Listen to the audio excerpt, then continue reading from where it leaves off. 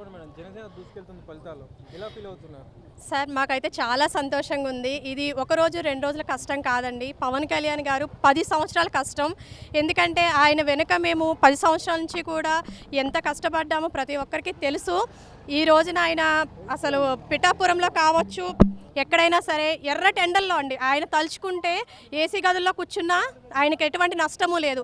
మాలాంటి వాళ్ళ కోసం, మనలాంటి వాళ్ళ కోసం, ఎంతోమంది పేద ప్రజల కోసం ఆయన ముందుకొచ్చాడు. నిజంగా అలాంటి మంచి వ్యక్తిని ఒకవేళ మనం గెలిపించకపోతే నష్టపోయేది మనమండి. అలాంటిది ఆయన గెలిపించుకున్నారు. చాలా సంతోషం.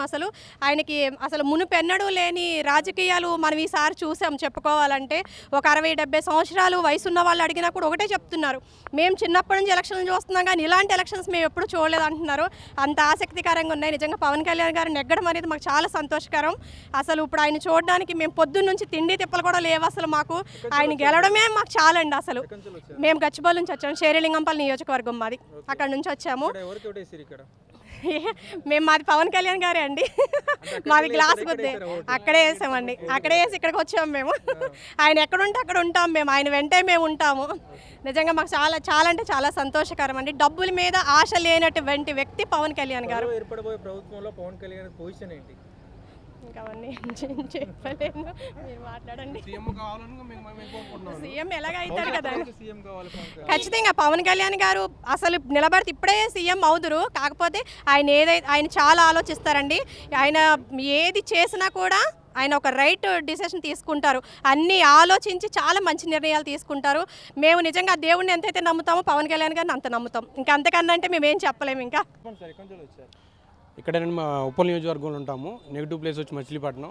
అక్కడ బాలశౌరి గారిని గెలిపించాము.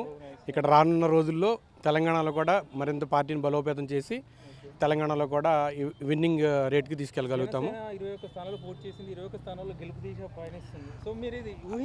అది 21 స్థానాలు అనేది మాత్రం ఎట్లా అంటే వైసీపీ ఓటు చీలకుండా, నేను ఓటును చీలనివ్వనని చెప్పి పవన్ కళ్యాణ్ గారు ఎవరి దగ్గర ఎలాంటి మాట తీసుకోకుండా, పొత్తు డిక్లరేషన్ అవ్వకుండా వైసీపీ ఆపోజిట్ ఓటును నేను చీల్చను అని చెప్పని అన్నారు. అదేవిధంగా నరేంద్ర మోడీ గారితో, చంద్రబాబు నాయుడు గారితో కలిసి ఇప్పుడు వచ్చి గెలిచిన స్థానాలు ఎన్నైతే ఉన్నాయో 133 టీడీపీ స్థానాలు అవ్వచ్చు, 21 జనసేన స్థానాలు అవ్వచ్చు, బీజేపీ 7 స్థానాలు అవ్వచ్చు.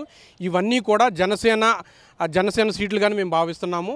ఉమ్మడి పొత్తులో ఇవన్నీ గెలిచినందుకు చాలా చాలా గర్వంగా ఫీల్ అవుతున్నాము. రానున్న రోజుల్లో మేము 170 స్థానాలు కూడా పోటీ చేయడానికి సిద్ధం జన సైనికులందరూ కలిపి సిద్ధమవుతాం. ప్రభుత్వంలో జనసేన పాత్ర ఎలా ఉండబోతుంది రాబోయే ప్రభుత్వం, కూటమి ప్రభుత్వంలో పవన్ కళ్యాణ్ గారిని దాటి, అంటే పవన్ కళ్యాణ్ గారు మాటలు బట్టి, పవన్ కళ్యాణ్ గారు ఆలోచన ప్రకారమే ప్రభుత్వం కూడా నడుస్తుంది.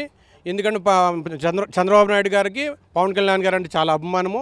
అట్లానే మన ఇండియాలో వరల్డ్లో బిగ్గెస్ట్ లీడర్ నరేంద్ర మోడీ గారికి కూడా పవన్ కళ్యాణ్ అంటే చాలా అభిమానం అనమాట. మన ప్రపంచానికి ఐక్యరాజ్య సమితి కమిటీకి సంబంధించి వరల్డ్లో నలుగురికి మాత్రమే ఆహ్వానం ఉంటే అట్లాంటిది పవన్ కళ్యాణ్ గారికి మాత్రమే ఆహ్వానం ఉంది ఇండియా నుంచి. సో అది చాలా గౌరవంగా ఫీల్ అవుతున్నాం మేము. సో ఇంకా జనసేన ఎక్కువ సీట్లలో పోటీ చేస్తే కూడా గెలిచే అవకాశం ఉంటుందని 100 to 100% విన్నింగ్ ఛాన్సెస్ ఉంది.